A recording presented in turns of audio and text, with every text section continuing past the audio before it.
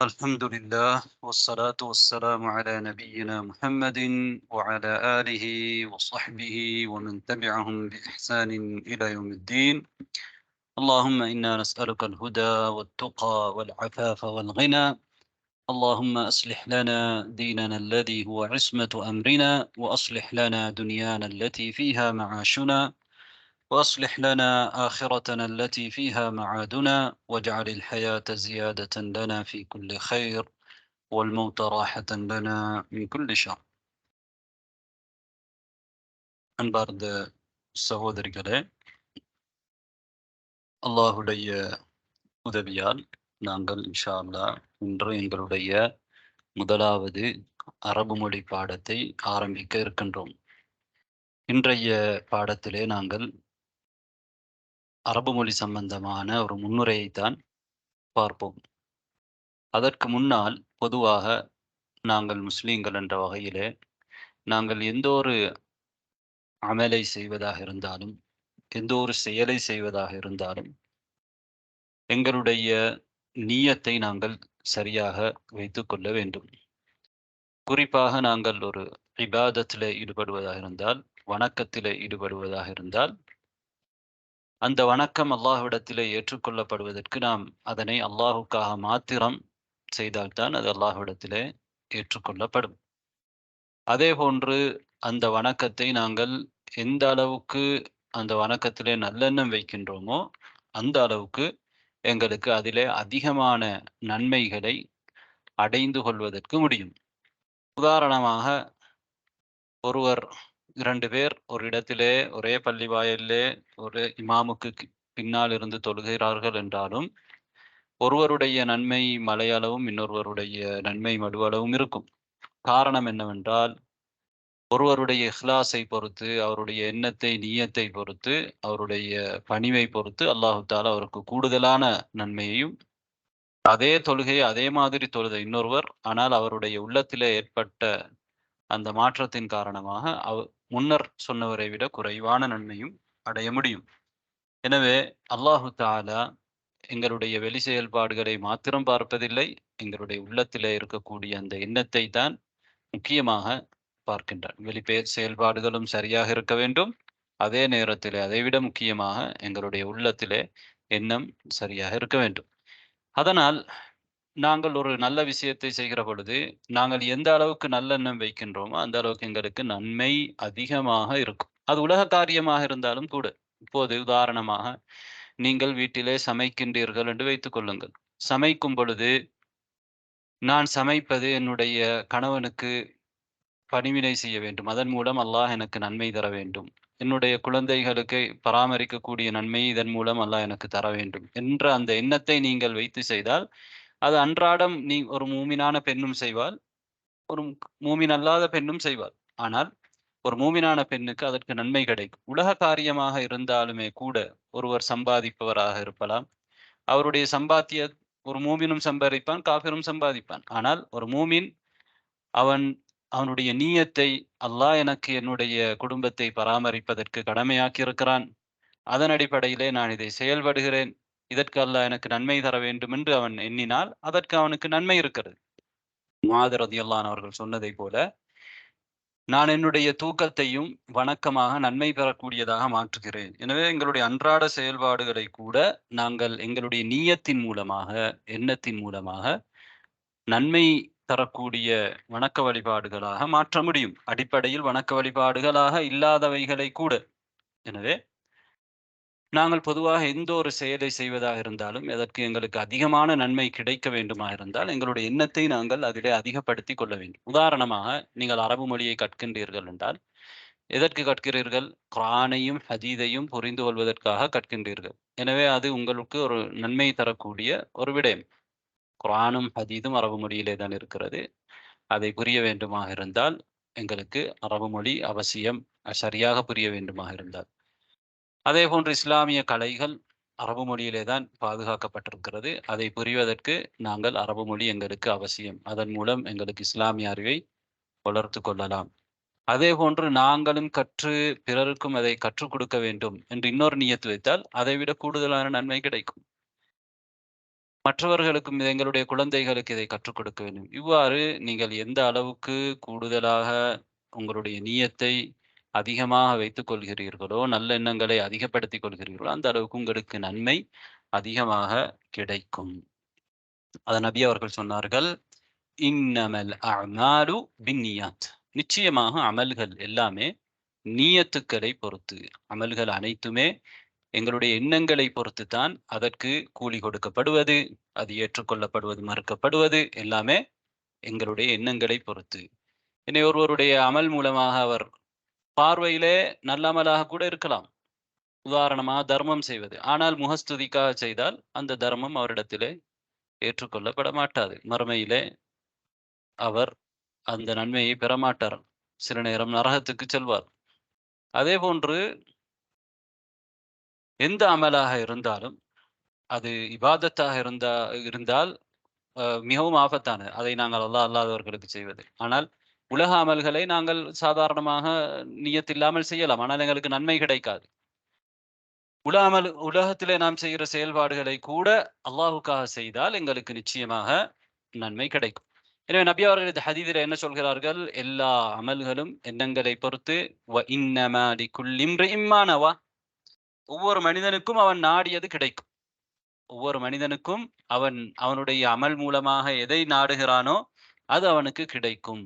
பிறகு உதாரணமாக நபி அவர்கள் என்ன சொல்கிறார்கள்? யாருடைய ஹிஜ்ரத் அல்லாஹ்வின் பக்கமும் ரசூலின் பக்கமும் இருக்கிறதோ, அவருடைய ஹிஜ்ரத் அல்லாஹ்வின் பக்கமும் ரசூலின் பக்கமும். யாருடைய ஹிஜ்ரத் உலகத்தில் ஒன்றை அடைந்து கொள்வதற்காக அல்ல ஒரு பெண்ணை திருமணம் முடித்துக் கொள்வதற்காக என்று இருக்கிறதோ, அவருடைய ஹிஜ்ரத் அவர் எதற்காக சென்றாரோ அதற்குரியது. இதனுடைய அர்த்தம் என்னவென்றால், ஹிஜ்ரத் என்பது ஒரு இபாதத், ஒரு அமல். நபி அவர்களுடைய காலத்திலே மக்கள் மக்காவில இருந்து மதீனாவுக்கு சென்றார்கள். எனவே அந்த ஹிஜ்ரத் 2 பேர் செய்கிறார்கள். ஆனால் ஒருவருக்கு நன்மை கிடைக்கும், ஒருவருக்கு நன்மை கிடைக்காமல் இருக்கலாம்.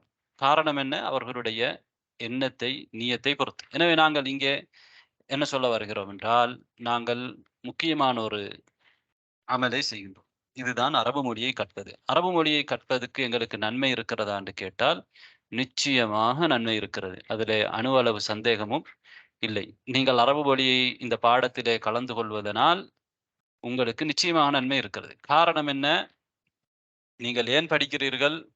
இஸ்லாத்துடைய மூலாதாரங்களான குர்ஆனும், சுன்னாவும் இந்த மொழியில் இருக்கிறது. அதனால் நாங்கள் இந்த மொழியை புரிய வேண்டும். எங்களுடைய குழந்தைகளுக்கு அதை கற்றுக் கொடுக்க வேண்டும். அதன் மூலமாக இஸ்லாம் பரவும். நீங்கள் அரபு மொழியை கற்றுக்கொள்வதால் நீங்கள் இன்று கற்றுக்கொள்வீர்கள். நாளை உங்களுடைய குழந்தைகளுக்கு அதிலே ஒரு பகுதியையாவது, ஒரு வார்த்தைகளையாவது சொல்லிக் கொடுப்பீர்கள். எனவே அதன் மூலமாக நிச்சயமாக உங்களுக்கு நன்மை இருக்கிறது. அரபு மொழியை கற்பதுடைய சட்டம் என்ன என்று நீங்கள் கேட்டால், நாங்கள் என்ன சொல்வோம் என்றால், ஃபர்து கிஃபாயா. எங்களுக்கு தெரியும் மார்க்கத்திலே ஃபர்து ஐன், ஃபர்து கிஃபாயா என்று இருக்கிறது. ஃபர்து ஐன் என்றால் ஒவ்வொரு மனிதனும் கட்டாயமாக செய்ய வேண்டும். 5 நேர தொழுகை, ஒரு மாதமும் ஒரு வருடமும் ரமதான் மாதத்திலே நோன்பு பிடிப்பது, இதெல்லாம் ஃபர்து ஐன். ஃபர்து கிஃபாயா என்றால் எங்களுக்கு தெரியும். ஜனாசாவை அடக்கம் செய்வது, அதனை குளிப்பாட்டுவது, அதற்குரிய கடமைகளை செய்வது, இதெல்லாம் ஃபர்து கிஃபாயா. அதே போன்றுதான் அரபு மொழியை கற்பதும் ஃபர்து கிஃபாயா. இந்த சமூகத்திலே, நாங்கள் இருக்கும் சமூகத்திலே யாருமே அதனை கற்கவில்லை என்றால் நாங்கள் எல்லோரும் சேர்ந்து குற்றவாளி ஆகிவிடுவோம். அதான் ஃபர்து கிஃபாயா. யாராவது அந்த பொருட்டை செய்தால் மற்றவர்கள் தப்பி விடுவார்கள். எனவே அரபு மொழி என்பது மிக முக்கியமான ஃபர்து கிஃபாயா. ஃபர்து கிஃபாயா என்றால் அது ஒரு அமல். அது ஒரு அமல். எனவே நாங்கள் இந்த அமலை நாங்கள் செய்யாவிட்டாலும் வேறு யாராவது செய்வார்கள். அவர்களுக்கு அந்த நன்மை கிடைக்கும். அல்லாஹ் தஆலா எங்களுக்கு அந்த பாக்கியத்தை தந்திருந்தால் நாங்கள் அல்லாஹ்வுக்கு நன்றி செலுத்த வேண்டும். என்றால் நாங்கள் பாக்கியசாலிகள். எங்களுக்கு அதை படிப்பதற்குரிய சந்தர்ப்பம் கிடைத்தால், எங்கள் மூலமாக அல்லாஹ் தஆலா இஸ்லாத்தை பரப்புவதற்கு, அரபு மொழி பரவுவதற்கு நாங்கள் காரணமாக இருந்தால் எங்களுக்கு அதிகமாக நன்மை கிடைக்கும். உண்மையிலே நீங்கள் ஒரு விஷயத்தை படிப்பீர்கள்.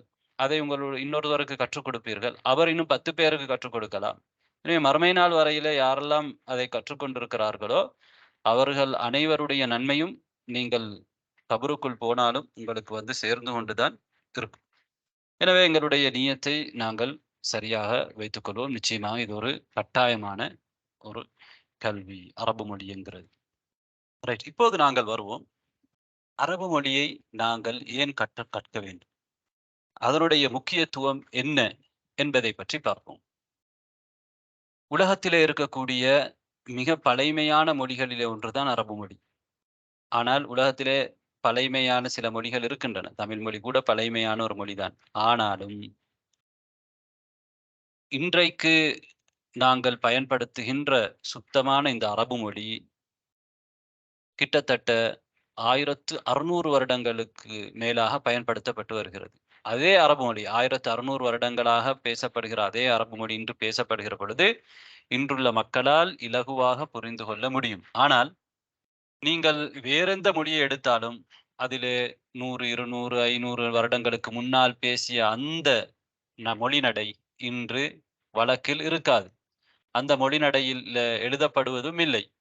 அப்படி எழுதப்பட்டால் இன்றுள்ளவர்களுக்கு அந்த மொழியை பேசுபவர்களுக்கு புரிந்து கொள்ளவும் முடியாது. ஆனால் அரபு மொழியை பொறுத்தவரையிலே குர்ஆன் இறங்குகிற காலத்திலே, அதற்கு முன்பட்ட காலத்திலே, சற்று முற்பட்ட காலத்திலே பேசப்பட்ட அதே அரபு மொழி இன்று வரையிலே இருக்கிறது. இன்று வரையிலே அந்த அரபு மொழி எழுதப்படுகிறது. அவர்கள் பேசியதை, எழுதியதை இன்றுள்ளவர்களாலும் புரிந்து கொள்ள முடியுமாக இருக்கிறது. இது வேறு எந்த மொழிக்கும் உலகத்திலே கிடையாது. இது அரபு மொழிக்குத்தான் இந்த உயிருள்ள ஒரு பழமையான மொழியாக இந்த அரபு மொழி இருக்கிறது.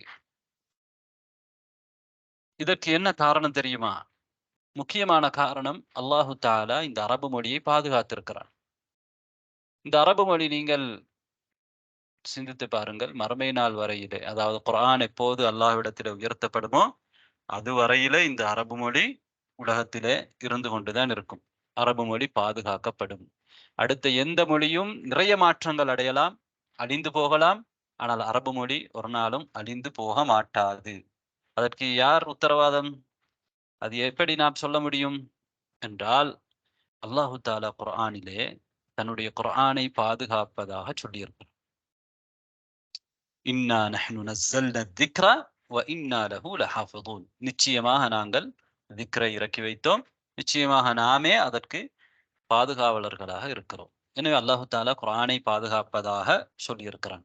குர்ஆனை பாதுகாத்தால் எப்படி அரபு மொழி பாதுகாக்கப்பட முடியும் என்று நீங்கள் கேட்டால், குர்ஆன் பாதுகாக்கப்படுவதாக இருந்தால், குர்ஆனை சுமந்திருக்கக்கூடிய அந்த அரபு மொழி பாதுகாக்கப்பட வேண்டும். குர்ஆன எவ்வாறு பாதுகாக்கப்பட முடியும்? அர்த்தம் தெரியாமல் குர்ஆன் பாதுகாக்கப்பட்டால், குர்ஆனால் எதிர்பார்க்கப்படுகின்ற பயன் எங்களுக்கு கிடைக்குமா? கிடைக்காது. குர்ஆன் அல்லாஹு தஆலா எதற்கு இறக்கி இருக்கிறான்? மக்கள் அதை விளங்கி செயல்படுவதற்காக இறக்கி வைத்திருக்கிறான். மறுமை நாள் வரையில இருக்கக்கூடிய ஒரு அற்புதம். எல்லா நபிமார்களுக்கும் அற்புதங்கள் கொடுக்கப்பட்டன. அந்த நபிமார்களோடு அந்த அற்புதங்கள் முடிந்து விட்டன. நபிகள் நாயகம் அவர்களுக்கும் ஸல்லல்லாஹு அலைஹி வஸல்லம் அவர்களுக்கும் நிறைய அற்புதங்கள் கொடுக்கப்பட்டன. அந்த அற்புதங்களில் ஒன்றுதான் அல் குர்ஆன். இந்த அற்புதம் மறுமை நாள் வரையிலே அல்லாஹ் குர்ஆனை உயர்த்தி கொள்ளும் வரையிலே இருக்கும். எனவே இது அற்புதமாக இருக்க வேண்டும் என்றால் அதனுடைய அர்த்தம் புரிய வேண்டும். அது விளங்க வேண்டும். அதனுடைய போதனைகளை மக்களால் எடுத்து நடக்க முடியுமாக இருக்க வேண்டும். அப்படி குர்ஆனை விளங்குவதற்கு எது முக்கியம்? அரபு மொழி முக்கியம். இந்த ஆயத் அரபு மொழி பாதுகாக்கப்படும் என்பதற்கு ஆதாரம். அதே போன்றுதான் சுன்னா பாதுகாக்கப்படும். நபிகள் நாயகம் ஸல்லல்லாஹு அலைஹி வஸல்லம் அவர்களுடைய சுன்னாவும் பாதுகாக்கப்படும் என்பதற்கு நாங்கள் இந்த ஆயத்தை ஆதாரமாக காட்டுவோம். குர்ஆன் பாதுகாக்கப்படும் என்றால் குர்ஆனுக்கு விளக்கமாக இருக்கக்கூடிய சுன்னா பாதுகாக்கப்பட வேண்டும். அல்லாஹ் குர்ஆனிலே தொழுங்கள், ஜகாத்து கொடுங்கள், ஹஜ் செய்யுங்கள் என்றெல்லாம் சொல்லி இருக்கிறாங்க. அதை எவ்வாறு செய்வது என்பது குர்ஆனில் இல்லை. முழுமையான விவரம் நபி அவர்களுடைய சுன்னாவில் தான் இருக்கிறது. எனவே தொழ வேண்டும் என்று அல்லாஹ் கட்டளையிட்டு இருக்கிறான். அந்த எப்படி தொழ வேண்டும் என்பது சுன்னாவில் இருக்கிறது. நபியார்களை பின்பற்றுமாறு அல்லாஹ் சொல்லி இருக்கிறான், வழிபடுமாறு சொல்லி இருக்கிறான். எனவே நபியாருடைய சுன்னாவுக்கு நாங்கள் போய் பார்க்க வேண்டும். எனவே அல்லாஹ்வுடைய கட்டளை நிறைவேற்ற வேண்டுமாக இருந்தால் சுன்னா பாதுகாக்கப்பட வேண்டும் என்று நாங்கள் சொல்வோம். அதே மாதிரிதான் குர்ஆன் பாதுகாக்கப்படும் என்பதிலிருந்து அரபு மொழியும் பாதுகாக்கப்படும். இதிலே எந்த சந்தேகமும் இல்லை. எனவே நாங்கள் அதற்கு துணையாக இருக்கலாம். நாங்கள் அல்லது அல்லாஹு தஆலா எங்கள் அல்லாத வேறொரு சமூகத்தை கொண்டு, மற்றவர்களை கொண்டு அரபு மொழியை பாதுகாப்பான். நாங்கள் அதிலே பங்குதாரர்களாக இருந்தால் அது எங்களுக்கு சிறப்பு. அந்த வகையிலே நாங்கள் அரபு மொழியை படிக்கக்கூடிய நாங்கள் பெருமைப்பட வேண்டும். அல்ஹம்துலில்லாஹ். அல்லாஹு தஆலா எங்களுக்கு இந்த அற்புதமான அவனுடைய வேதத்தை பாதுகாத்திருக்கக்கூடிய இந்த மொழியை கற்பதற்கு பாக்கியத்தை தந்திருக்கிறான் என்று. எங்களுக்கு தெரியும், அரபு மொழி என்பது ஒரு காலத்திலே உலகத்தின் மொழியாக இருந்தது. அதாவது இஸ்லாம் எப்போது பரவ ஆரம்பித்ததோ அப்போதிலிருந்து அரபு மொழி உலகத்தின் மொழியாக மாறியது. ஒரு குறிப்பிட்ட மக்களுக்கென்று இருந்த அரபு மொழி, ஒரு குறுகிய மக்கள் பேசிக்கொண்டிருந்த அரபு மொழி, நபிகள் நாயகம் ஸல்லல்லாஹு அலைஹி வஸல்லம் அவர்களுடைய வருகைக்கு பின்னால், உங்களோட மைக் ஆஃப் பண்ணுங்க. நபிகள் நாயகம் ஸல்லல்லாஹு அலைஹி வஸல்லம் அவர்களுடைய வருகைக்கு பின்னால், இஸ்லாத்துடைய பரவலுக்கு பின்னால் முழு உலகத்திலும் பரவ ஆரம்பித்தது. இஸ்லாம் பரவிய அந்த ஆரம்ப காலகட்டத்திலே எங்களுக்கு தெரியும், உலகத்தின் அதிகமான பகுதிகளிலே, மக்கள் வாழ்கிற பகுதிகளிலே இஸ்லாம் பரவுவதோடு சேர்ந்து அரபு மொழியும் பரவியது. இன்று எப்படி ஆங்கில மொழி உலகத்தின் அறிவுக்கான ஒரு மொழியாக இருக்கிறதோ, அதே போன்று சில பேர் மைக் போட்டு இருக்கிறாங்க. எப்படி சொல்றது, தமிழ் சொன்னா விளங்குதில்லை.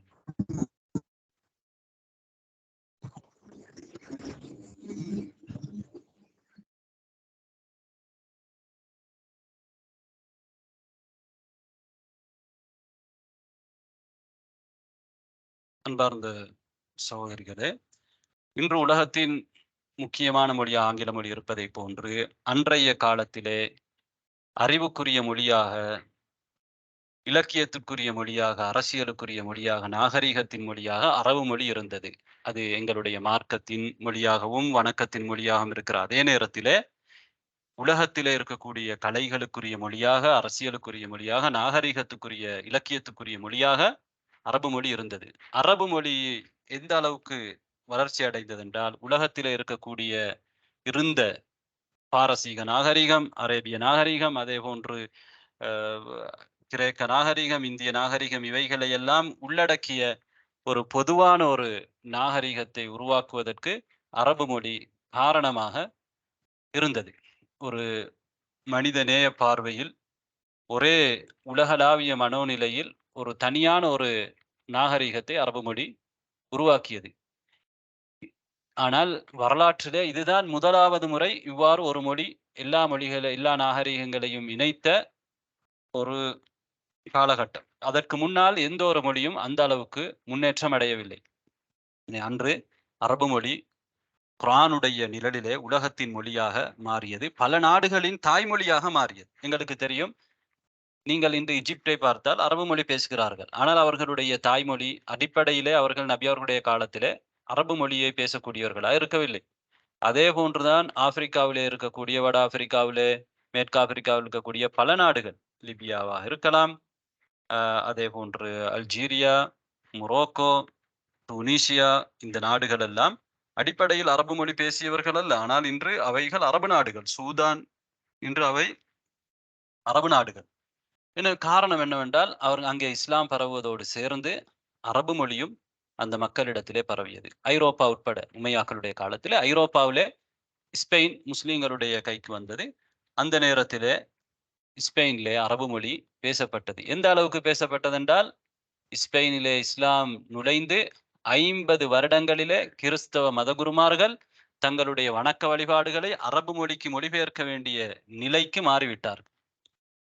அவர்களுடைய உபதேசங்களை அரபு மொழியில் செய்ய வேண்டிய நிலைக்கு 50 வருடங்களிலே மிக வேகமாக அரபு மொழி ஸ்பெயினிலே, ஐரோப்பாவிலே, ஐரோப்பா என்பது நான் சொல்வது ஸ்பெயினிலே பரவியது. எனவே அன்பார்ந்த சகோதரிகளே, அரபு மொழிக்கு இந்த அளவு முக்கியத்துவம் இருக்கிறது. இன்றும் கூட இருக்கிறது. இன்றும் எங்களுக்கு தெரியும், அரபு மொழி பல காரணங்களால் பின்னடைந்திருக்கிறது. சிலர் அரபு மொழியை திட்டமிட்டு அதை பின்னடைய செய்ய வேண்டும் என்பதற்காக பல பல வேலைகளை செய்தார்கள். பாரசீகத்திலே, ஈரான் போன்ற அந்த நாடுகளிலே அரபு மொழிக்கு முக்கியத்துவம் கொடுக்க மாட்டார்கள். அந்த அரபு மொழியை அரேபிய மொழியை தூரமாக்க வேண்டும் என்பதற்காக நிறைய செயல்பாடுகளை இன்று வரையிலே செய்வார்கள். அதே போன்று துருக்கியர்களுடைய ஆட்சி காலத்திலே துருக்கி மொழிக்கு முக்கியத்துவம் கொடுத்து அரபு மொழியை பின்னடைவு செய்வதற்கு காரணமாக இருந்தார்கள். பல்வேறு காரணங்கள் இருக்கின்றன. அதே போன்று முஸ்லிம்களுடைய தோல்விகள், முஸ்லிம்கள் பல்வேறு காரணிகளால், இஸ்லாமிய உம்மத்துக்குள்ளிருந்தும் வெளியிருந்தும் வந்த பல சவால்களால் முஸ்லிம்கள் பல்வேறு பின்னடைவுகளுக்கு காலாகாலமாக உட்பட்டு வந்தார்கள். இதை நாங்கள் அறிந்து வைத்திருக்கிறோம். அதன் காரணமாக காலப்போக்கிலே அரபு மொழி பலவீனமடைய ஆரம்பித்தது. அதே போன்று மேற்குலகத்திலே இருந்து மேற்கொள்ளப்பட்ட காலனித்துவ ஆட்சிகளின் காரணமாக அரபு மொழிக்கு பலவீனம் ஏற்பட்டது. ஆனால் அல்ஹம்துலில்லாஹ், 20வது நூற்றாண்டின் இரண்டாவது அரைப்பகுதியிலே மீண்டும் அரபு மொழிக்கு ஒரு எழுச்சி ஏற்பட்டது. மக்கள் அதை படிப்பதற்கும், தங்களுடைய நாட்டின் குறைந்தபட்சம் 2வது மொழியாகவாது அதை வைப்பதற்கும் பல நாடுகள் முன்வந்தார்கள். அதை அவர்களுடைய சிலபஸ்களிலே நுழைத்தார்கள். அரபு மொழியை பொறுத்தவரையில எங்களுக்கு மிக முக்கியமானது. காரணம், அது எங்களுடைய மார்க்கத்தோடு சம்பந்தப்பட்டது. அல்லாஹுடைய இந்த வேதத்தோடு, குர்ஆனோடு சம்பந்தப்பட்டது என்பதால் நாங்கள் அதனை முக்கியமாக சொல்கிறோம். அதனால்தான் இமாம் இப்னு தைமியா ரஹிமஹுல்லாஹ் சொல்கிறார்கள், மஅலூமுன் அன்ன தஅல்லும அல்-அரபிய்யதி வ தஅலீம அல்-அரபிய்யதி ஃபர்துன் அலல் கிஃபாயா. அரபு மொழியை கற்றுக்கொள்வதும் அதை கற்பிப்பதும் ஃபர்து கிஃபாயா.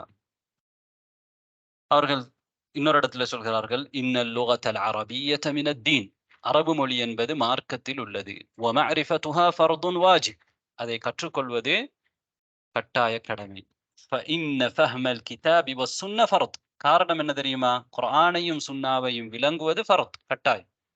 வலா யுஃப்ஹமு இல்லா பில் லுகத்தில் அரபிய்யா. அரபு மொழியை கொண்டே தவிர குர்ஆனையும் சுன்னாவையும் விளங்க முடியாது.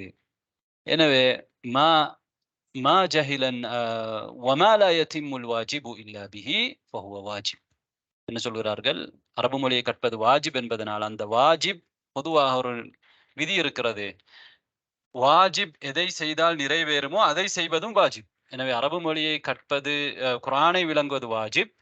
அதனால் குர்ஆனை விளங்குவ அந்த வாஜிபை நாங்கள் செய்வதற்கு அரபு மொழியை கட்டாயம் கற்க வேண்டும். கற்கவில்லை என்றால் குர்ஆனை விளங்க முடியாது. குறைந்தபட்சமாவது கற்க வேண்டும். குறைந்தவர்களாவது கற்க வேண்டும். கற்றால்தான் அவர்கள், அரபு மொழி தெரியாதவர்களுக்கு அதை சொல்லிக் கொடுக்க முடியும். யாருக்குமே அரபு மொழி தெரியாதென்றால் எவ்வாறு குர்ஆனையும் சுன்னாவையும் நாங்கள் விளங்குவது? இமாம் ஷாஃபிஈ ரஹிமஹுல்லாஹ் அவர்கள் அரபு மொழியின் முக்கியத்துவத்தை பல இடங்களிலே சொல்லியிருக்கிறார்கள்.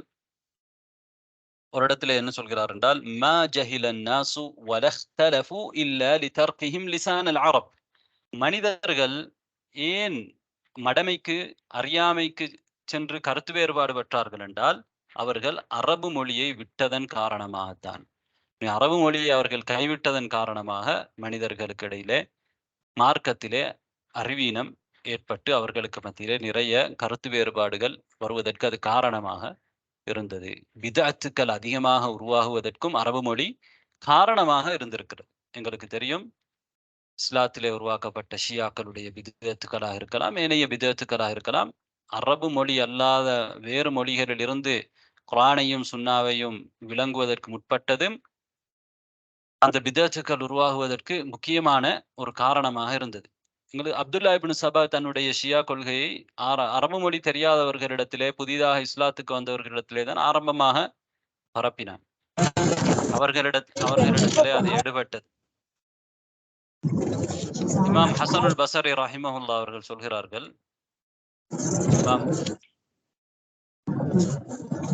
அஹ்லகத்ஹுமுல் உஜ்மா. பிதஅத்வாதிகளை பற்றி சொல்கிற பொழுது, அவர்களை அரபி தெரியாத அந்த தன்மை அழித்து விட்டது. அவர்கள் இந்த மாதிரி அழிவுக்கு, பிதஅத்துக்கு போனதற்கு காரணம் அவர்களுக்கு அரபு மொழி தெரியாமல் இருப்பதுதான் என்று இமாம் ஹசனுல் பஸரி ரஹிமஹுல்லாஹ் அவர்கள் சுட்டிக்காட்டுகிறார்கள். அதே போன்று பல அறிஞர்கள் இந்த விடயத்தை சுட்டிக்காட்டி இருக்கிறார்கள். மொழி அறிஞர் ஒருவர், இப்னு ஜின்னி என்று சொல்லக்கூடிய மொழி அறிஞர், அவர் என்ன சொல்கிறாருன்னா, இன்ன அக்ஸர மன் ضل من أهل الشريعة عن القصد فيها وحاد عن الطريقة المثلى إليها فإنما استهواه واستخف حلمه ضعفه في اللغة الكريمة الشريفة التي خوطب الكافة بها. அதாவது அரபு மொழி தெரியாமல் இருந்ததுதான் அதிகமாக மார்க்கத்திலே வழிகட்டு போனதற்கு முக்கியமான காரணம் என்று அவர் சொல்லி காட்டுகிறார். அதே போன்று தாபியங்களிலே அரபு மொழியிலே இருக்கக்கூடிய மிக முக்கியமான ஒரு அறிஞர் தான் அபு அம்ர் இப்னுல் அலா என்று சொல்லக்கூடிய அறிஞர். அவர் ஒரு வழிகேடரான அம்ர் இப்னு உபைத் என்று சொல்லக்கூடிய முஅ்தஸிலியோடு கதைக்கின்ற பொழுது, விவாதிக்கின்ற பொழுது அவர் சொல்கிறார், ஒரு பிரச்சனையிலே, உங்களுக்கு இந்த பிரச்சனை வந்ததற்கு காரணம் மினல் உஜ்மதி உதீத். அரபு மொழி தெரியாமல், அரபு மொழியிலே சரியான அறிவில்லாமல் அஜமி மொழியிலே விளங்க முற்பட்டதனால்தான் இந்த நிலைமை என்பதை அவர் சுட்டிக்காட்டுகிறார். எனவே இங்கே சுருக்கம் என்னவென்றால், அரபு மொழி எங்களுக்கு முக்கியம், எங்களுடைய மார்க்கத்துக்கு முக்கியம். எந்த அளவுக்கு நாங்கள் அரபு மொழியிலே இந்த உம்மத் ஆழமாக இருக்கிறதோ அந்த அளவுக்கு அவர்கள் குர்ஆனையும் சுன்னாவையும் விளங்குவதற்கு அது காரணமாக அமையும். எங்களுக்கு தெரியும், அரபு மொழியை நாங்கள் புரிந்து கொண்டால் இஸ்லாத்துடைய கலாச்சாரத்தை, இஸ்லாம் ஒரு காலத்திலே இந்த உலகத்திலே பல நூற்றாண்டுகளாக ஆட்சி செய்து கொண்டிருந்தது. இஸ்லாம் பல்வேறு துறைகளிலும், முஸ்லிம்கள் பல்வேறு துறைகளிலும், பல்வேறு கலைகளிலும் மிகப்பெரிய பிரமாண்டமான அளவுக்கான அ பொக்கிஷங்களை விட்டுச் சென்றிருக்கிறார்கள். பாரம்பரியங்களை விட்டுச் சென்றிருக்கிறார்கள். அவைகளை நாங்கள் புரிந்து கொள்வதற்கெல்லாம் எங்களுக்கு அரபு மொழி மிக முக்கியமானது. இன்னொரு வகையிலே அரபு மொழியுடைய முக்கியத்துவத்தை நாம் சொல்வதாக இருந்தால், முஸ்லிம் சமூகத்துக்கு மத்தியிலே அது பிணைப்பை ஏற்படுத்துகிறது. எங்கெல்லாம் முஸ்லிம்கள் வாழ்கிறார்களோ, அவர்களுக்கு அரபு மொழி முக்கியம். குறைந்தது ஒவ்வொரு முஸ்லிமும் சூரத்துல் ஃபாத்திஹாவையாவது தொழுகையிலே ஓதுகிறான். அரபு மொழியோடு ஏதோ ஒரு வகையிலே தொடர்படுகிறான். ஆனால் பொதுவா எல்லா இடங்களிலும் இருக்கக்கூடிய முஸ்லிம்கள், அவர்கள் அரபு மொழியை கற்கிறார்கள். முஸ்லிம்களுக்கு மத்தியிலே இந்த அரபு மொழி பிணைப்பை ஏற்படுத்துகிறது. அவர்கள் வெவ்வேறு மொழிகளை தாய்மொழிகளாக கொண்டவர்களா இருந்தாலும், வெவ்வேறு நாடுகளிலே, கண்டங்களிலே இருந்தாலும், அவர்களை இணைக்கக்கூடிய மொழியாக அரபு மொழி முக்கியமான ஒரு மொழியாக இருக்கிறது. எனவே முஸ்லிம் சமூகத்துக்கு மத்தியிலே ஒற்றுமை ஏற்படுத்துவதற்கு மிக முக்கியமான ஒரு காரணியாக அரபு மொழி இருக்கிறது. இன்று நாங்கள் அரபு மொழியிலே இருந்து எங்களை பொறுத்தவரையிலே தமிழ் பேசுகின்ற நாங்கள் தூரமாக இருக்கலாம். நாங்கள் இஸ்லாத்தை மட்டும் எடுத்திருக்கிறோம். அரபு மொழியில இருந்து தூரமா இருக்கிறோம். பல நாடுகளிலே நான் ஏற்கனவே சொன்னதைப் போன்று, அவர்கள் அரபு மொழியையும் எடுத்துக்கொண்டார்கள், இஸ்லாத்தையும் எடுத்துக்கொண்டார்கள். அதோடு சேர்த்து அரபு மொழியையும் அவர்கள் எடுத்துக்கொண்டார்கள். அரபு மொழி எல்லா இனத்துக்கும், எல்லா நிறத்துக்கும் உள்ளவர்களுக்கு மத்தியிலே பரவியது. அரபியர்களுக்குரிய ஒரு தனியான ஒரு மொழியாக மட்டும் அது இருக்கவில்லை.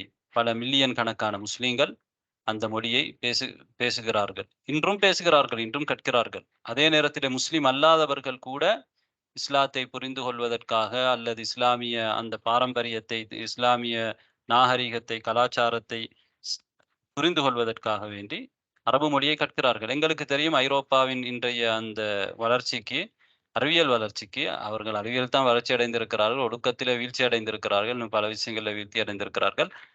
அவர்களிடம் இருக்கக்கூடிய விஞ்ஞான வளர்ச்சியாக இருக்கலாம், ஏனைய தொழில்நுட்ப வளர்ச்சிகளாக இருக்கலாம். இந்த வளர்ச்சிகளுக்கு அரேபியர்கள், அதாவது இஸ்லாமியர்கள் பெரும் பங்காற்றி இருக்கிறார்கள். அன்றைய காலத்திலே அவர்கள் இவர்களுடைய அடிப்படை எங்கிருந்து எடுத்திருக்கிறார்கள் என்றால், இஸ்லாமியர்களிடம் இருந்து நிறைய விடயங்களை அவர்கள் எடுத்துத்தான் அவர்களுடைய முன்னேற்றத்துக்கு காரணமாக இருக்கிறார்கள். முஸ்லிம்கள் வேறு காரணங்களால் இன்று பின்னடைந்திருக்கிறார்கள். எனவே அன்பார்ந்த சகோதரிகளே, அரபு மொழியுடைய முக்கியத்துவத்தை நான் உங்களுக்கு இப்போது ஓரளவுக்கு சொல்லியிருக்கிறேன். அடுத்ததாக நாங்கள் இன்ஷா அல்லாஹ் ஒரு சிலபஸை மையமாக வைத்து இங்கே படிக்க இருக்கிறோம். அதுதான் அல் அரபிய்யத்துல் ஜமீ என்கின்ற நிறுவனம் வெளியிட்டிருக்கக்கூடிய அந்த புத்தகம். அல் அரபிய்யத்து லில் ஜமீ என்று சொல்லி அழைக்கப்படக்கூடிய நிறுவனம் வெளியிட்டிருக்கக்கூடிய அந்த நூலைத்தான் நாங்கள் படிக்க இருக்கின்றோம் இன்ஷா அல்லாஹ். அந்த நூலுடைய பெயர் அல் அரபிய்யத்து பைன யதைக். அல் அரபிய்யத்து பைன யதைக். அதனுடைய இரண்டாவது இஸ்தார், இரண்டாவது வெளியீடு. முதல் வெளியீடும் இருக்கிறது. நீங்கள் புத்தகத்தை கொள்வனவு செய்கிற பொழுது இரண்டாவது வெளியீடு என்று பார்த்து வாங்குங்கள். நாங்கள் முதலாவதாக இதிலே 4 புத்தகங்கள் இருக்கின்றன. நாங்கள் முதலாவது படிப்பது கிதாபு தாலிப் அல் அவ்வல். முதலாவது கிதாப் மாணவர்கள். அதிலே முதலாவது ஜுஸு கிதாபு தாலிபுல் அவ்வல். முதலாவது அந்த 4 புத்தகங்களுடைய முதலாவது புத்தகம். அந்த முதல் புத்தகத்திலே ஒவ்வொரு புத்தகத்திலும் 2 பாகங்கள் இருக்கும். அந்த முதல் ஒரு பாகத்திலே 8 வஹதாக்கள் இருக்கும். 8 வஹதாக்கள், 8 யூனிட் என்ன செய்யும் இருக்கும். எனவே இந்த புத்தகம் யாரால் உருவாக்கப்பட்டிருக்கிறது என்றால், இந்த புத்தகம் உருவாக்கிய நிறுவனம், அவர்களுடைய இணையதளத்தை நான் உங்களுக்கு காண்பிக்கின்றேன். இதன் அரபிக் ஃபார் ஆல், அதாவது அல் அரபிய்யத்து லில் ஜமீ. இந்த நிறுவனம் தான் இந்த புத்தகத்தை செய்திருக்கிறார்கள், வெளியிட்டிருக்கிறார்கள். இவர்கள் 22 வருடங்களாக இந்த துறையிலே செயல்படுகிறார்கள். இந்த நூலை 22 வருடங்களாக உருவாக்கி இருக்கிறார்கள். இதற்கு முன்னால் முதல் நூலை உருவாக்கினார்கள். பிறகு இரண்டாவது முதலாவது எடிஷனை உருவாக்கினார்கள். இப்போது இரண்டாவது எடிஷனை வெளியிட்டு இரண்டாவது எடிஷன் வந்து இப்போது 9 வருடங்கள் ஆகின்றன. அதேபோன்று சிறுவர்களுக்கும் தனியாக அல் அரபியத்து பைன யதை அவுலாதினா என்கின்ற ஒரு நூலை வெளியிட்டிருக்கிறார்கள். இந்த நூல் மிகவும் முக்கியமானது. யாரால் உருவாக்கப்பட்டது என்றால் ஒரு தனி மனிதரால் அல்ல. இந்த நூல் யாரால் உருவாக்கப்படுகிறது என்றால் ஒரு இந்த துறையை படித்தவர்கள். உலகத்திலே பல்கலைக்கழகங்களிலே ஒரு துறை இருக்கிறது. அந்நிய மொழிகளை அந்நிய மொழிகளை கற்றுக்கொள்ளல் என்கிற ஒரு துறை. அதாவது ஒருவர் தன்னுடைய தாய்மொழி அல்லாத இன்னொரு மொழியை கற்றுக்கொள்ளும் பொழுது எப்படி கற்றுக்கொள்ள வேண்டும்? அது சம்பந்தமான ஆய்வுகளுக்குரிய ஒரு துறை இருக்கிறது. அது சம்பந்தமான நிறைய ஆய்வுகள் செய்வார்கள். ஆங்கில மொழியா இருக்கலாம், ஏனைய மொழிகளா இருக்கலாம். அதே போன்று அதிலே ஒரு பகுதிதான் அரபு மொழியை அரபி அல்லாதவர்களுக்கு கற்றுக் கொடுத்தல். அரபி மொழியை அரபி அல்லாதவர்களுக்கு, அரபு மொழியை தாய்மொழியாக கொள்ளாதவர்களுக்கு கற்பித்தல் என்கிற ஒரு துறை. இந்த துறையிலே ஒருவர் PhD வரையிலே செய்யலாம். அப்படி அந்த துறையிலே PhD செய்து நீண்ட அனுபவம் உள்ள ஆசிரியர்களால் தான் இந்த நூல் உருவாக்கப்பட்டிருக்கிறது. அதனை முராஜா, அதாவது மீளாய்வு செய்தவர்களும் இந்த துறையிலே மிகவும் ஆழமான அறிவுள்ளவர்கள், பல அனுபவம் உள்ளவர்கள். முதல் வெளியீட்டை அவர்கள் வெளியிட்டு அதை கற்பித்து பல நாடுகளிலும் ஆசிரியர்களால் கற்பிக்கப்பட்டு அதிலிருந்து எடுத்த அனுபவங்களின் அடிப்படையிலே இரண்டாவது இந்த நூலை உருவாக்கி இருக்கிறார்கள். முதலாவது வெளியீட்டிலே 300 பாடங்கள் தான் இருந்தன. இந்த வெளியீட்டிலே 540 பாடங்கள் இருக்கின்றன. இஹ்திபாராத், அதாவது பரீட்சைகளோடு எல்லாம் சேர்த்து 600 பாடங்கள் என்று எங்களுக்கு சொல்லலாம். ஒரு அழகான முறையிலே வடிவமைக்கப்பட்டிருக்கிறது. இப்போது நாங்கள் இந்த நூலை பற்றி ஒரு சுருக்கத்தை பார்ப்போம். உண்மையிலே இந்த நூலை பற்றி நாங்கள் சிறுவர்களுக்கு கற்பிக்கின்ற பொழுது அல்லது மദ്രസா மாணவர்களுக்கு கற்பிக்கின்ற பொழுது அவர்களுக்கு முன்னுரைகளை எல்லாம் சொல்வதில்லை. நீங்கள் பெரியவர்களாக புரிந்து கொள்ளக்கூடிய வயதில் இருப்பதனால் உங்களுக்கு இந்த புத்தகத்துடைய நோக்கம் என்ன, என்ன விடயங்கள் இதில் உள்ளடக்கி இருக்கிறது என்பதை பற்றி நான் சுருக்கமாக சொல்லலாம் என்று நினைக்கிறேன்.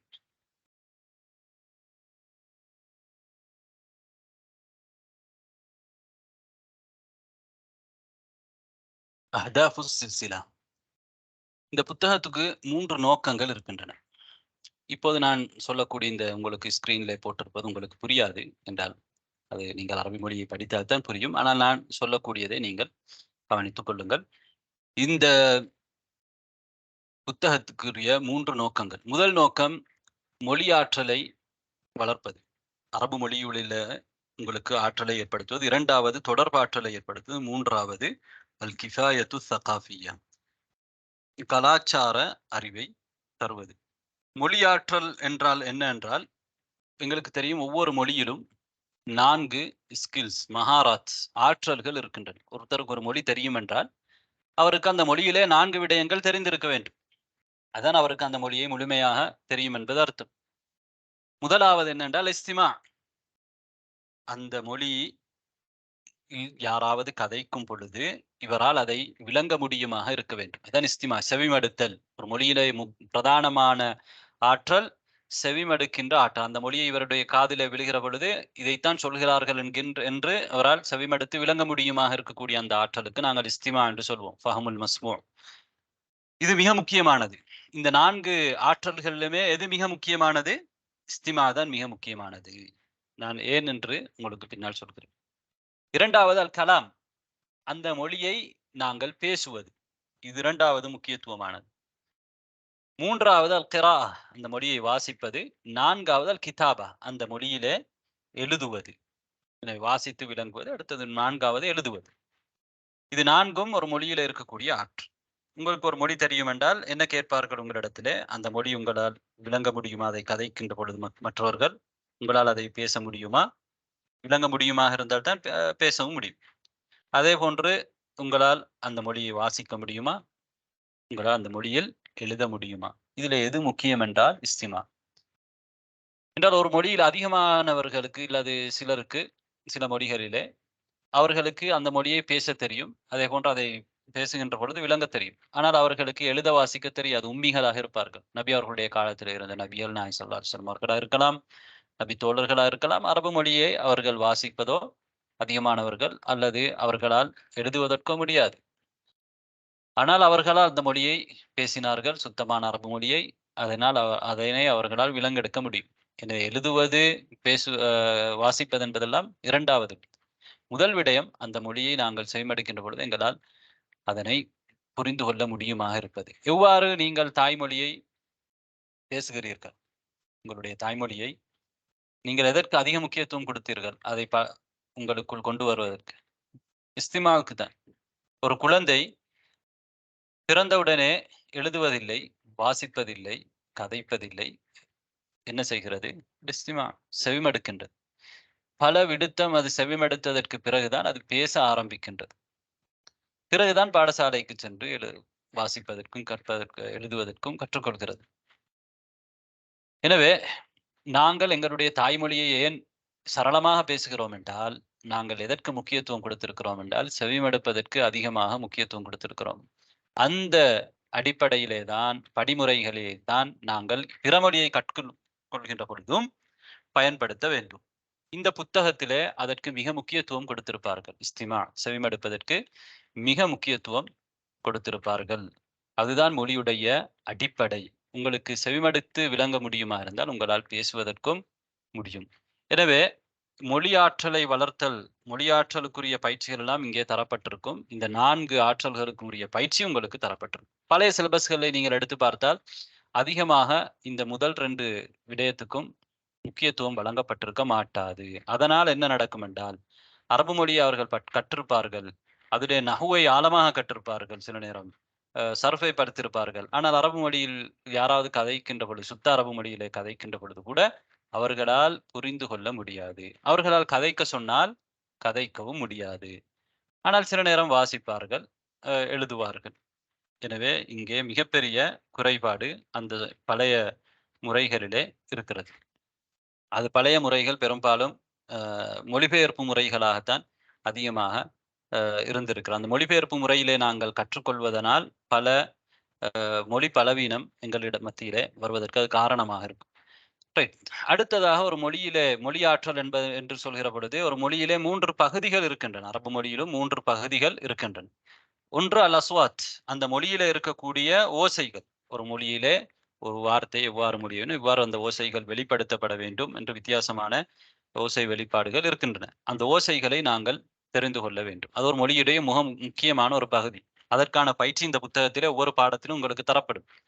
இரண்டாவது ஒரு மொழியுடைய அல் முஃப்ரதாத், அதாவது சொற்பிரயோகங்கள். ஒவ்வொரு இடத்திலும் எந்தெந்த இடத்திலே எந்தெந்த மாதிரியான சொற்பிரயோகங்கள் பயன்படுத்தப்பட வேண்டும் என்பது ஒரு மொழிக்கு, ஒவ்வொரு மொழிக்கும் தனித்துவமான ஒரு விடயம். எனவே அதனை ஒவ்வொரு மொழியும் உள்ளடக்கி இருக்கும். அதனை நாங்கள் கற்றுக்கொள்ள வேண்டும். மொழியுடைய ஒரு 3 பகுதிகளிலே ஒரு பகுதி. மொழியுடைய 3வது பகுதி தான் கவாயித். கவாயிதுன் நஹ்வ் வஸ்ஸர்ஃப் வல் இம்லா, அதாவது இலக்கணம், சொல்லிலக்கணம், அதே போன்று எவ்வாறு அந்த மொழியை எழுதுவதற்குரிய அந்த அறிவு, இம்லா, இவைகள் எல்லாம், அதாவது இலக்கண விதிகள். இந்த இலக்கண விதிகள் சம்பந்தப்படுவதெல்லாம் மொழியுடைய ஒரு பகுதி. இன்னும் 3 பகுதிகளிலே ஒரு பகுதி. ஆனால் இன்று சிலர் என்ன செய்வார்கள் என்றால், அதிகமாக இந்த மொழியுடைய இலக்கண விதிகளை மட்டுமே படிப்பார்கள். அதனால் அவர்களால் நான் ஏற்கனவே சொன்னது போன்று பேசுவதற்கோ செவிமடுக்கின்ற பொழுதோ விளங்க முடியாது. எனவே இலக்கண விதியை மட்டும் நாங்கள் படிக்க முடியாது. இலக்கண விதி முக்கியமானது.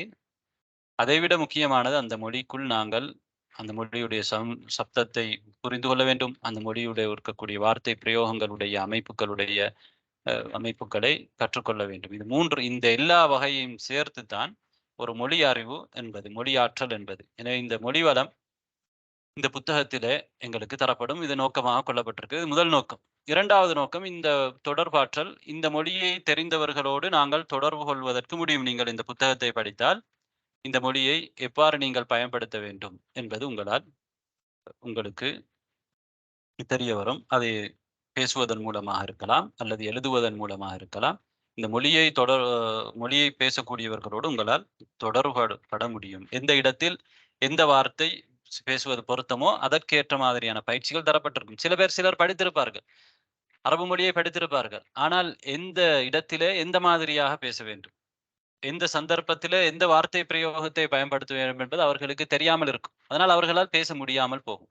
இவனை அவ்வாறல்ல. இந்த புத்தகத்தை நீங்கள் படித்தால் அந்தந்த இடத்திலே அந்தந்த வார்த்தை பிரயோகங்களை பயன்படுத்துவதற்குரிய பயிற்சி உங்களுக்கு தரப்பட்டிருக்கும் தான் தொடர்பாட்டல் என்பது. அடுத்ததாக மூன்றாவது நோக்கம் இந்த புத்தகத்துறை அல் கிஃபாயத்து சகாஃபியா, கலாச்சார அறிவு. அதாவது நீங்கள் எந்த மொழியை படித்தாலும், தமிழ் மொழியை படித்தாலும் இந்துக்களுடைய கலாச்சாரம் அதோடு சம்பந்தப்பட்டிருக்கும். தமிழ் மொழியை படிக்கக்கூடிய ஒருவர் இந்துக்களுடைய கலாச்சாரத்தை பற்றி அறியாமல் படிக்க முடியாது என்றால் அதிலே அந்த கலாச்சாரம் சம்பந்தப்பட்டது. அதே போன்று அரபு மொழியை படிக்கின்ற ஒருவர் கட்டாயமாக அவர் இஸ்லாமிய கலாச்சாரத்தை கற்க வேண்டி வரும். இந்த புத்தகமும் அவ்வாறுதான் வடிவமைக்கப்பட்டிருக்கிறது. இஸ்லாமிய அரபிய கலாச்சாரம் உள்ளடக்கப்பட்டிருக்கிறது. அதே போன்று இஸ்லாத்துக்கு முரணில்லாத உலகத்தின் பொது கலாச்சாரமும் இதிலே உள்ளடக்கப்பட்டிருக்கிறது. எனவே இந்த கலாச்சார அறிவும் இந்த புத்தகத்திலே நோக்கமாக கொள்ளப்பட்டிருக்கிறது. ரைட். இந்த அடுத்த யாருக்கு இந்த புத்தகம் உருவாக்கப்பட்டிருக்கிறது என்றால், வயது வந்தவர்களுக்கு, விவரம் உள்ளவர்களுக்கு, அதாவது 15 வயதை விட மேற்பட்டவர்கள், கீழால் உள்ளவர்களும் படிக்கலாம், பிரச்சனை இல்லை. ஆனால் மிக பொருத்தமானது 15 வயதுக்கு மேற்பட்டவர்களுக்கு. நான் ஏற்கனவே சொன்னேன், 15 வயது கீழே உள்ளவர்களுக்கு, சிறு வயதில் 6 வயதில் இருந்து படிப்பதற்கு 12 புத்தகங்கள் இருக்கின்றன. அந்த 12 புத்தகங்களையும் படிக்கக்கூடிய ஒரு சிறுவன் படித்து முடிக்கின்ற பொழுது இந்த 4 புத்தகங்களையும் படித்த ஒருவருடைய நிலைக்கு வரலாம். எனவே ஒவ்வொருவருடைய அறிவாற்றலும், ஒவ்வொருவர் சிந்திக்கக்கூடிய விதமும் வித்தியாசமான, அவர்களுடைய வயதுக்கு ஏற்ற முறையில வித்தியாசப்படும். அந்த புத்தகம் அவர்களுடைய சிறுவர்களுடைய அந்தந்த வயதுக்கு ஏற்ற முறையிலே வடிவமைக்கப்பட்டிருக்கிறது. சிலர் என்ன செய்வார்கள் என்றால், அரபு நாடுகளிலே பாடசாலைகளிலே சிறுவர்களுக்கு இருக்கக்கூடிய புத்தகங்களை கற்று அரபு மொழியை கற்றுக்கொள்வதற்கு அல்லது கற்பிப்பதற்கு முயற்சிப்பார்கள். முடியும். ஆனால் அது பொருத்தமாக இருக்காது. என்றால் அது சிறுவர்களுடைய அந்த சிந்தனை தரத்துக்கு ஏற்ற முறையிலே வடிவமைக்கப்பட்டிருக்கும். எனவே பெரியவர்கள் கற்கிற பொழுது அவர்களுடைய சிந்தனை தரத்துக்கு ஏற்ற முறையிலே வடிவமைக்கப்பட்ட புத்தகங்களைத்தான் அவர்கள் கற்க வேண்டும். எனவே இந்த புத்தகமும் பெரியவர்களுக்கு உரியது, 15 வயதுக்கு மேற்பட்டவர்களுக்குரியது. இந்த புத்தகத்தை நாங்கள் ஒரு நிறுவனத்திலே, கல்வி நிறுவனத்திலே கற்கவும் முடியும். உங்களை போன்று சுயமாக ஒரு கல்வி நிறுவனத்தில் சேராமல் இந்த மாதிரியான நிகழ்ச்சிகளிலே கற்கவும் முடியும். குறுகிய காலத்தில் கற்கவும் முடியும், நீண்ட காலத்தில் கற்கவும் முடியும். அது உங்களுடைய, நீங்கள் அதிலே கொடுக்கின்ற ஆர்வத்தையும் செலவழிக்கின்ற நேரத்தையும் பொறுத்து. இந்த புத்தகத்தை பொறுத்தவரையிலே இதற்கு முன்னால் அரபு மொழியை மொத்தமாக கற்காதவர்களுக்கு இது வடிவமைக்கப்பட்டிருக்கிறது. 0விலிருந்து யாருக்கும் இந்த புத்தகத்தை கற்றுக்கொண்டு செல்லலாம். அரபு மொழியே இதற்கு முன்னால் தெரியாவிட்டாலும் கூட அவர்கள் இந்த புத்தகத்தை ஆரம்பத்திலிருந்து கற்கின்ற பொழுது அவர்களுக்கு அது பயனுள்ளதாக இருக்கும்.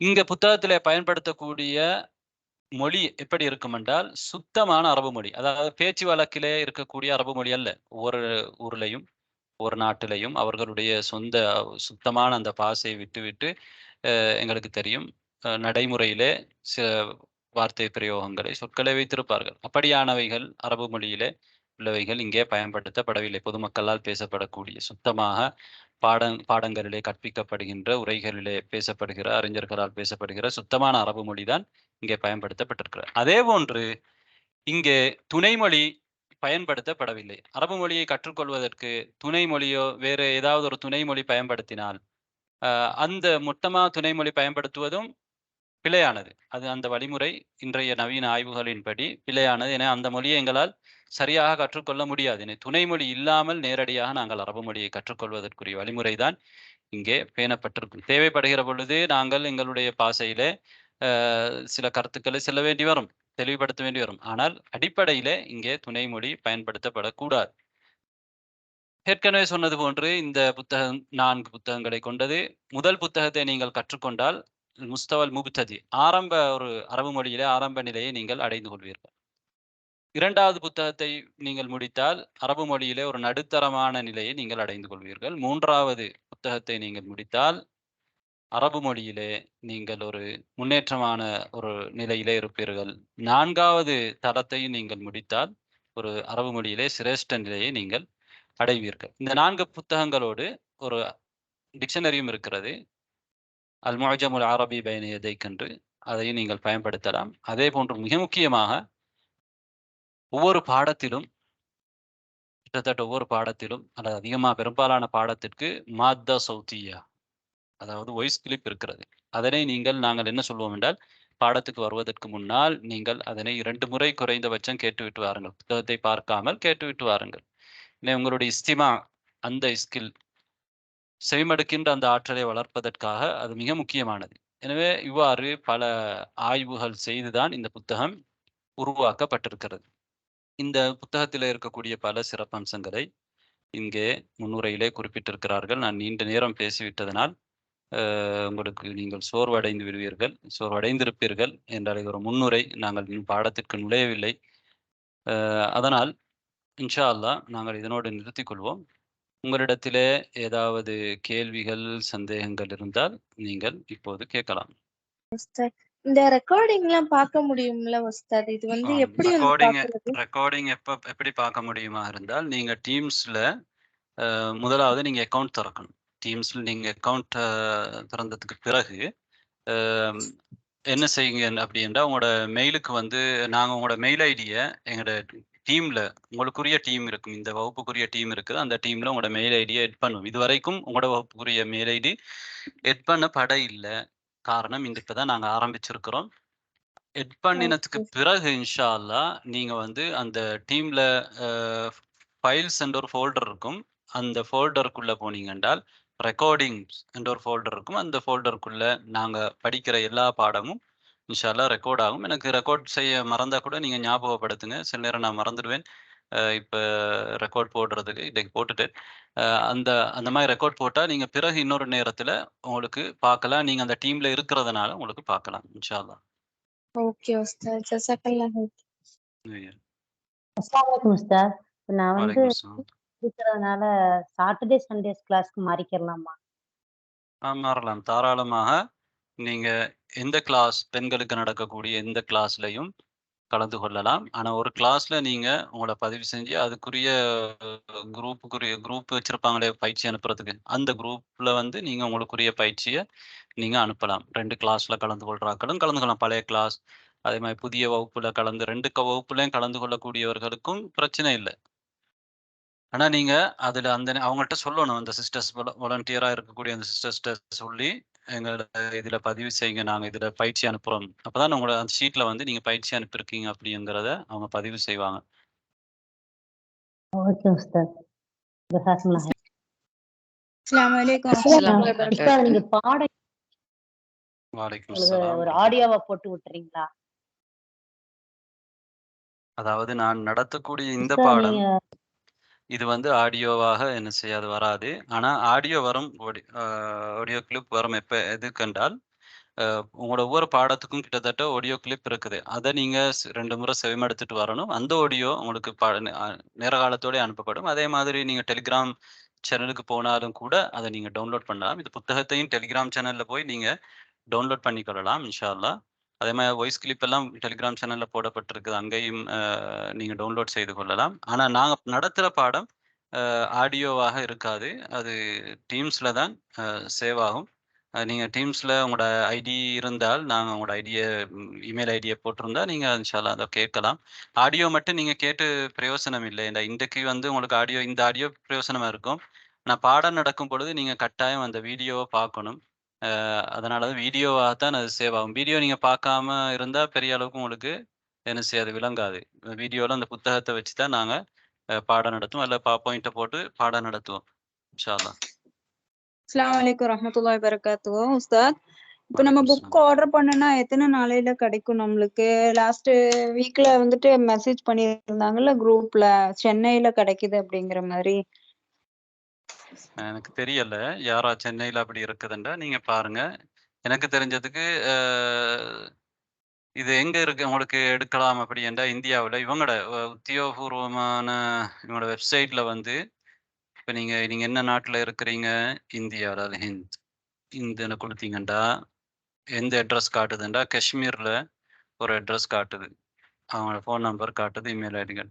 அவங்க தான் அங்கக்கு தான் இவங்க புக் அனுப்புவாங்க. Original book. நீங்க சென்னையில இருக்கிறது வந்து ஒரிஜினல் புக்கா அல்லது ஃபோட்டோ காப்பியாங்கிறத நீங்க உறுதி செஞ்சுக்கோங்க. அதே நேரத்தில நீங்க புக் வாங்கும் பொழுது அது 2வது எடிஷனாங்கிறதையும் பார்த்து எடுங்க இன்ஷா அல்லாஹ்.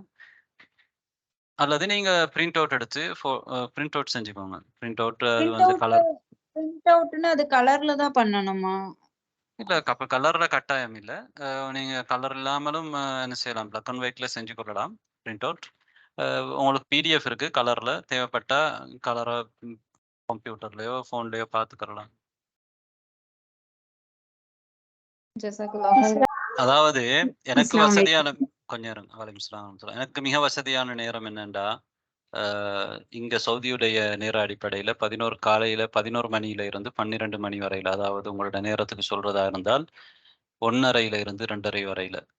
அந்த நேரம் வசதியானது. அன்றாலும் உங்கள்ல அதிகமானவங்க இந்த நேரம் வசதி உங்களுக்கு உங்களோட நேரப்படி 7:30 இருந்து வசதி என்றுங்கிறதுனால தான் நாங்க இந்த டைமுக்கு மாத்திருக்கிறோம் இன்ஷா அல்லாஹ். நீங்க அதனால உங்களோட கவனிச்சு தான் இதை மாத்திருக்கிறோம். கிளாஸுக்கு இன்ஷா அல்லாஹ் நீங்க தொடர்ந்து வர்றதுக்கு முயற்சிங்க. ஓகே. அஸ்ஸலாமு அலைக்கும்.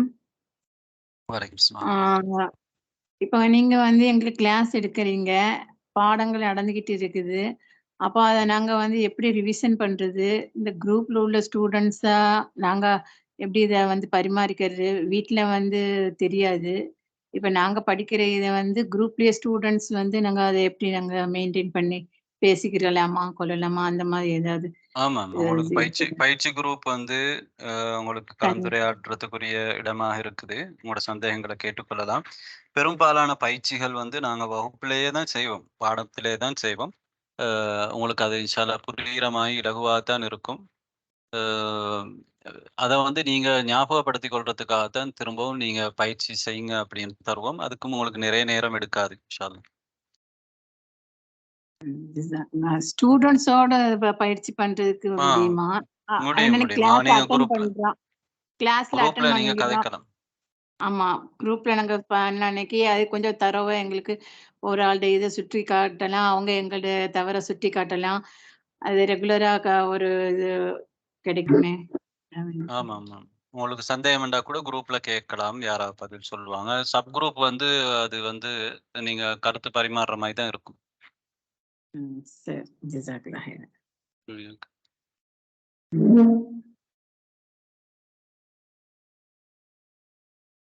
சரி. அப்ப பெரும்பாலான கேள்விகள் முடிஞ்சிருக்கும்னு நினைக்கிறேன். உங்கள்ட்ட வேற கேள்விகள் இருக்காது. இதோட நாங்க இன்ஷா அல்லாஹ் பாடத்தை நிறுத்திக் கொள்வோம். இன்ஷா அல்லாஹ் வியாழக்கிழமை நாங்க எங்களோட முதலாவது பாடத்தை ஆரம்பிப்போம். سبحانك اللهم وبحمدك أشهد أن لا إله إلا أنت أستغفرك وأتوب إليك. السلام عليكم ورحمة الله وبركاته. வலைக்கும் அஸ்ஸலாம் வரஹ்மத்துல்லாஹி. வலைக்கும் அஸ்ஸலாம் வரஹ்மத்துல்லாஹி.